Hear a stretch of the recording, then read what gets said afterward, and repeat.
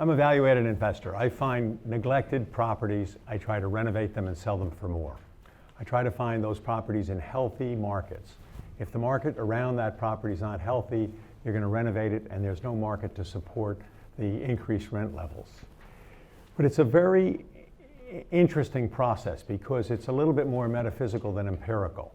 What you do is you find a distressed property in a healthy market, and then you go around to the comparable competitive properties and you try to see what they're offering to their tenants in physical, building style, amenities, location, and then you go back to your property and figure out what it's going to cost to make your property worth that. You do this before you buy it, by the way. But you toggle back and forth with different programs and different costs, and you have your contractors bidding different things to see what it's going to be. And when you decide on a program, the critical thing is that A, the cost you pay for the building, B, the capital improvements, and C, the carrying costs. You hope that the sum of those three things are significantly less than what you sell it for. If you don't, you've lost a lot of money. My wife's laughing. We haven't had that big a loss. So that's really the essence of what I do. And I just want to share with you a property. Now, if this all works, this is a property that I renovated in Philadelphia. And this is what it looks like today. It's the Philadelphia Design Building. It was what I call a block bunker, and now it is a multi-tenant office building. Just quickly, you see this, I'm drawing up here, this tin scupper. I removed that and I put dental molding on. I cleaned up these supports and accented them, these limestone bands. And then the big thing I did was I got rid of this. These were literally plastic windows that sort of let the light in. This was a loft building. It had been an in-town car agency, and then the government literally took it over during the war and made tanks here. And it was a loft building, which is a euphemism for a vertical industrial building. So I put in floor-to-ceiling windows. I cleaned up these spandrels and made them an architectural accent. And then I got permission from the city to put trees in and these awnings. But the part that really resonated the best was this mural that you see on the side of the building.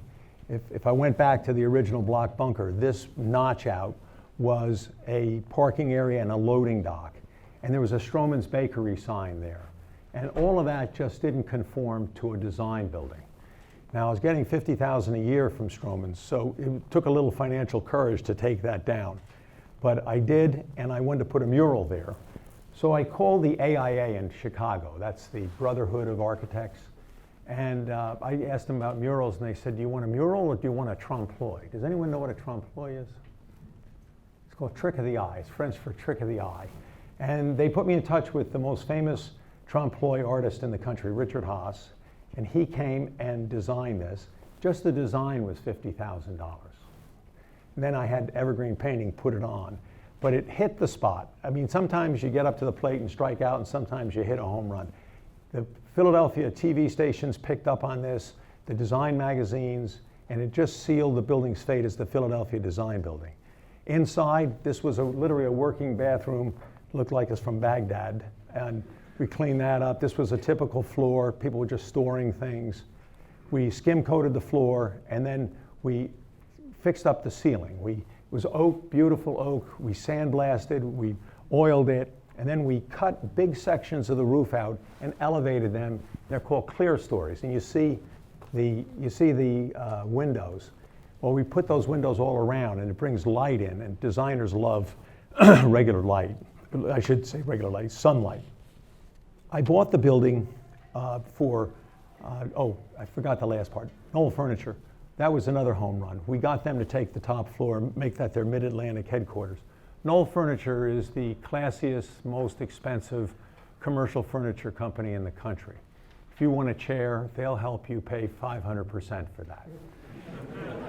Those chairs sitting right there are called Barcelona chairs, and they're in museums. Oh, the hell with you.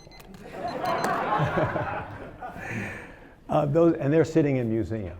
So they really are a very classy company. But that was it. Once we got them, It was the Philadelphia Design Building. I paid $10 a foot for the building.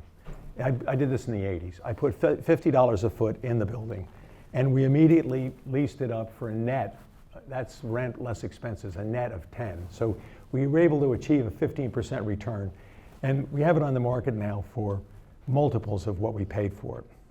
I paid for it. How many hours a week do I work? 80 to 100, but it's really not work, just like everybody else. It's just a labor of love, and I thoroughly enjoy it. I choose to do it. How stressful is my job? When I started, I didn't have a dime, so I was investing other people's money. And that was really stressful because I didn't want to be the bearer of bad news. You know, like, that money you gave me for that property, oh, it's not here anymore. But I then transitioned from that to trading for my own account in the 80s. And that was stressful too, because I was taking all the chips I had and putting them on these bets. Since then, I've gained a lot more confidence in my abilities, and it's not as stressful. My environment is my office, on the road going to sites like this, and traveling to look at new acquisitions. I've done acquisitions in almost every state in the country: Alabama, California, Colorado, Illinois, Indiana, Kentucky, Louisiana, Massachusetts, Michigan, Minnesota, Earnings, my earnings are very, very elastic. When a 2008, 2009 hits, my earnings stop, okay? When the economy hits something like that and we have a financial crisis, I'm not able to do things because you can't get any kind of financing, you can't get things done, and the economy's not growing, so people aren't taking space. I don't get a salary. Again, I play with my own chips, George does, Jeff does. So we can either make a lot of money or we can lose a lot of money. I don't get it, as I said, I get a salary. Was it a good decision? I think it was a great decision. I'm very, very happy with what I did. The only decision I made better was to marry this woman.